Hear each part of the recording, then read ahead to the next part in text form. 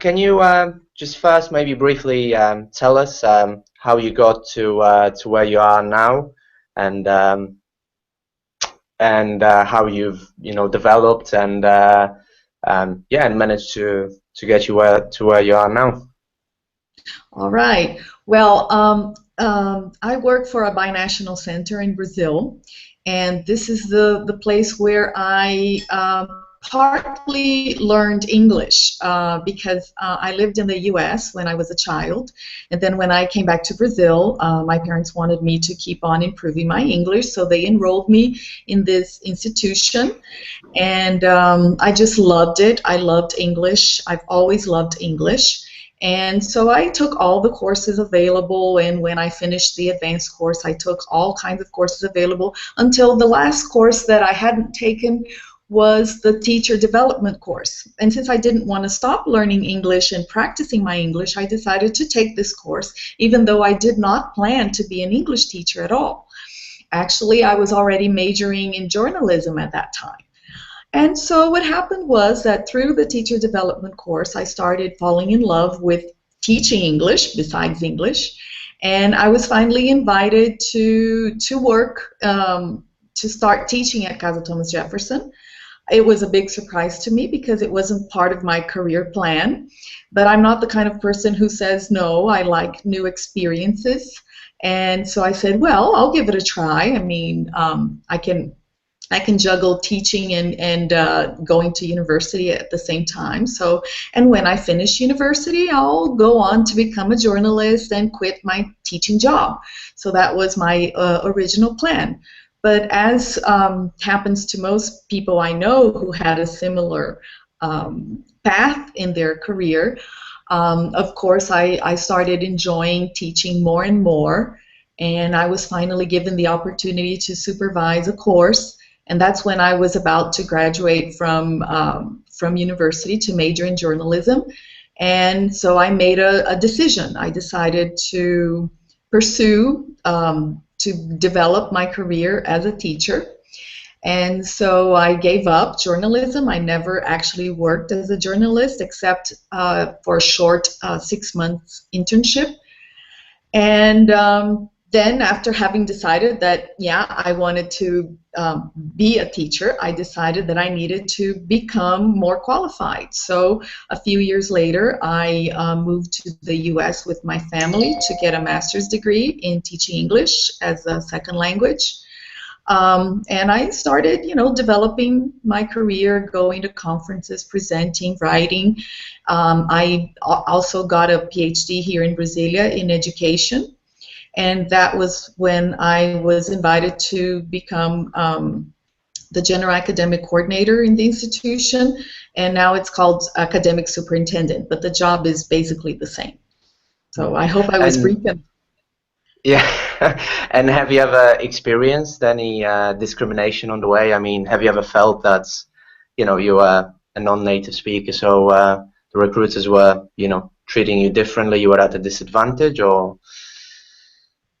Well, I think, I can't say much because I've only worked in one institution all my life. So, and I was actually invited by one of my teachers to become a teacher there. So I never experienced this getting a job. But I have experienced this in my career in other aspects, not as a teacher trying to get a teaching job, but I think in trying to become a well-known professional in the field, as a presenter, as a writer. Sometimes I feel that I've written for journals, and sometimes I feel that editors want to change too much of our writing so that it will look like a native speaker's kind of writing. So this is something that I question. I think our own way of writing should be as legitimate as a native speaker's way of writing, as long as it's understandable, academic, etc. So, I've never suffered direct discrimination, but I can see this unveiled discrimination in a number of things, and We work closely with the American Embassy and with the State Department because we're a binational center, so we're partners in a number of endeavors. And sometimes, not many times, but one or two times, I felt that no matter how qualified I was, no matter how much experience I had, I would never be seen as a specialist because I wasn't American, you know. But this was one or two times. I wouldn't say I wouldn't say it's a trend. Okay. And so now, as you're responsible for recruiting people, what kind of things do you take into account when you want to recruit new teachers for your institution? Right. Well, we are a large institution, and so we require that teachers have at least 2 years of experience in a smaller institution where they can get more assistance because we don't have the capacity to give teachers, even though we have a very nice teacher induction process and all, but we require at least 2 years of experience. Or we can hire teachers as trainees if they don't have experience and they can gain the experience with us.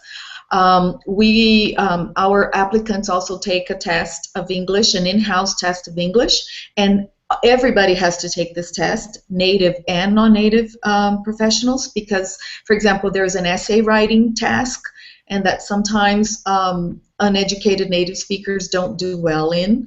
Yeah, can you, sorry to interrupt, but can you maybe tell us a little bit more about this test? Because I imagine that might be a pretty controversial idea that, you also give this test to native speakers. Yeah, it is sometimes controversial, but it's not just a test of English. It's a test of knowledge of English for teaching. So a knowledge of pedagogical grammar, knowledge of terminology in various aspects that we think teachers should have to be able to read textbooks, for example, to participate in training. So it's this test is very much similar with the kinds of tasks in the TKT test. Are you familiar with it? Yes, yes, yes, I am.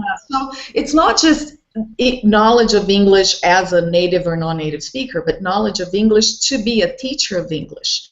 So it was developed by by the former coordinator, and it's kind of, it gives us a hint on the teacher's skills. So it includes, as I said, items related to knowledge of grammar, knowledge of language functions, phonetics and phonology. There's a writing task to know if the applicant can write well in order to be a teacher of English and thus a teacher of writing as well. There's a short reading comprehension part. There's a close exercise. So yeah, everybody has to take it because it goes beyond, it's not an English test for non-native speakers. That's very interesting. Very interesting idea. I wonder if other schools would want to implement something like this. I don't know. I don't know of other schools that have this. And sometimes native speakers ask, "But do I have to take this test?" And we say, "Yeah, everybody has to take this test." And then there's an interview in which we want to know about the person's experience and availability and adaptability to the kind of institution we are. So we want to know, basically what we want to know is, does the person have a level of proficiency in English that will allow them to teach in our courses and in the levels that we have according to our needs. So for example, we are a little less demanding of teachers of small children, for example, than we are of teachers who are going to teach advanced courses. And then we want to know if this person has the teaching skills. So there's also a sample class involved in order to assess the teaching skills or the potential.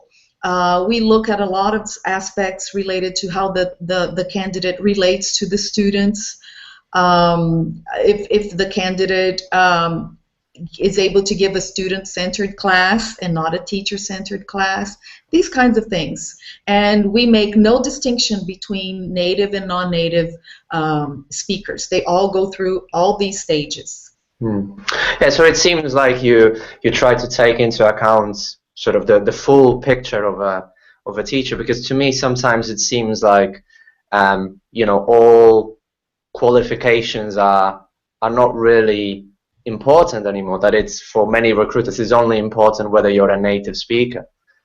Which perhaps with the, as you described, the test, it doesn't even mean that you have the awareness of the language. You can speak it, but you mightn't be, aware of um, the language. And yeah, and it kind of plays down all the other qualifications, experience, and all the other, important things in teaching.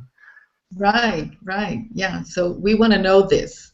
Yeah, and how do your students feel? I mean, because very often recruiters tell me that, look, I have to hire native speakers because this is what my students demand. So I can't hire any non-native speakers. Well, we have never been an institution with a big number of native speakers, and this has been true for a number of reasons.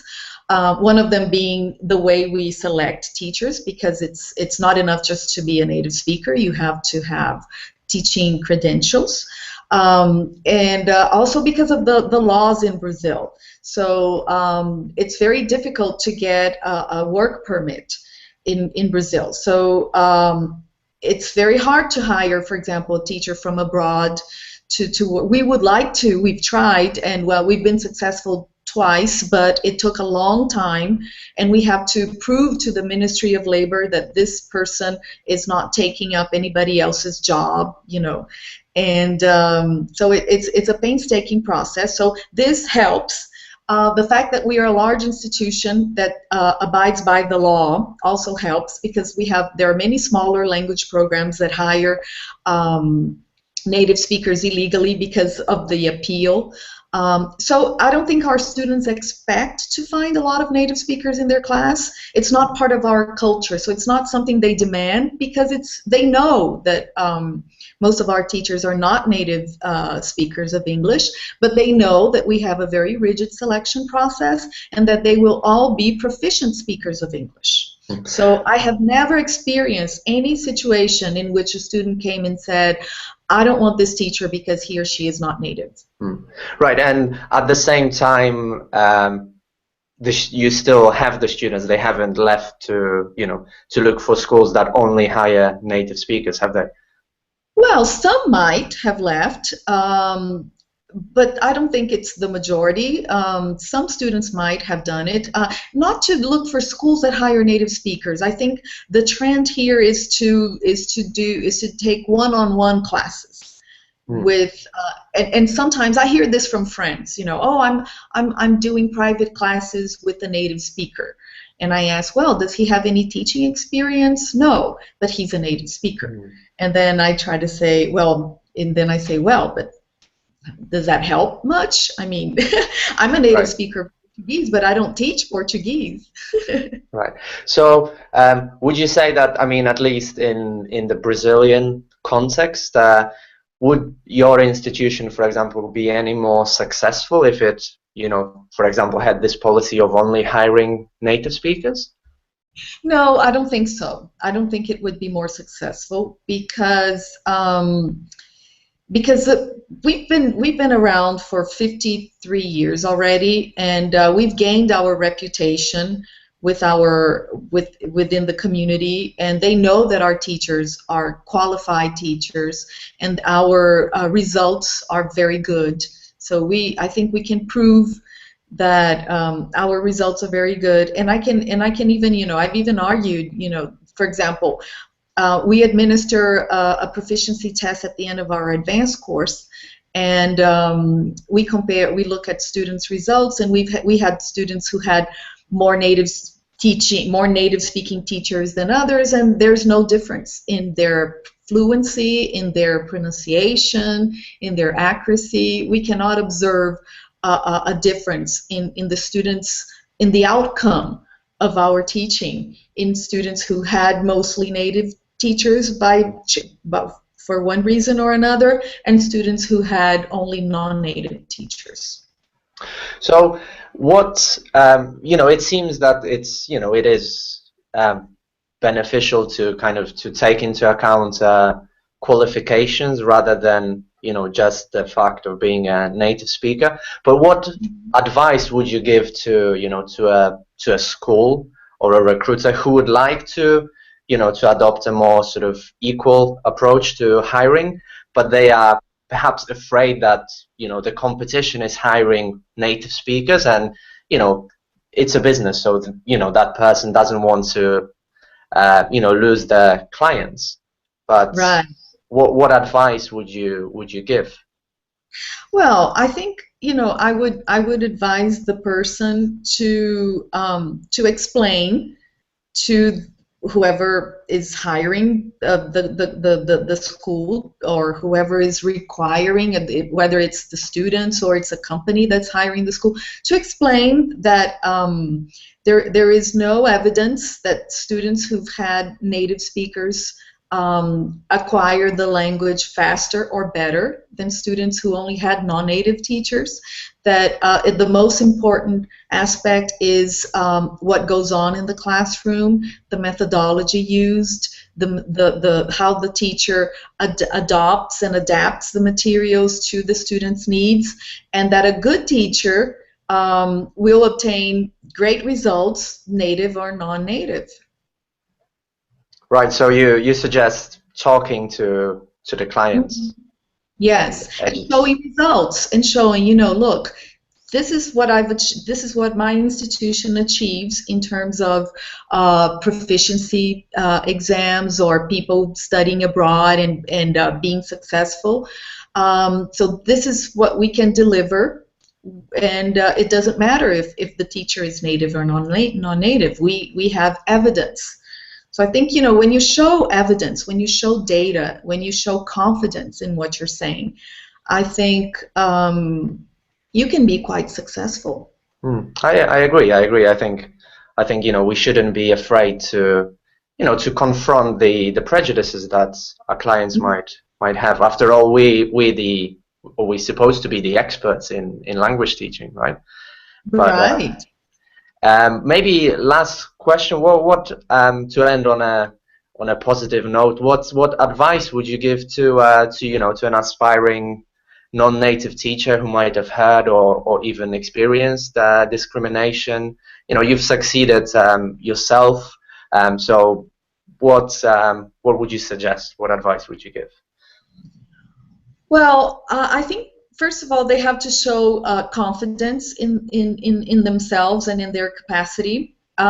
They have to work on their qualifications. They have to make sure that they have the right certificate or degree based on where they want to work and what this place requires of teachers. And I think we always need to work to keep improving our English, and that goes for native and non-native teachers. But I think we non-native speakers have to work a little harder, of course. So, and I think that's the part that I see the newer generation of teachers not aware of, because sometimes they think too highly of themselves without having worked that hard, you know. So I think we can't take for granted that we know English. We have to keep developing our English. So making a point to speak English all the time at school, making a point to watch programs in English, to read in English, to have a vocabulary notebook. So to be on top of your game. It's like for any other subject, right? If you're a history teacher or a math teacher, you have to be on top of your game. And sometimes English teachers forget that they have to be on top of their game, not only in terms of methodology, but also in terms of knowledge of English, knowledge of the world, so that they can share this with their students, to show that they read, that they watch the news, that uh, their cultural intercultural competence is developed. Right. No, I totally agree. So yeah, thank you very much for doing the interview, and You're yeah, and I hope to see you soon. Hope to see you soon. It was a pleasure. All right, thank you very much. Bye.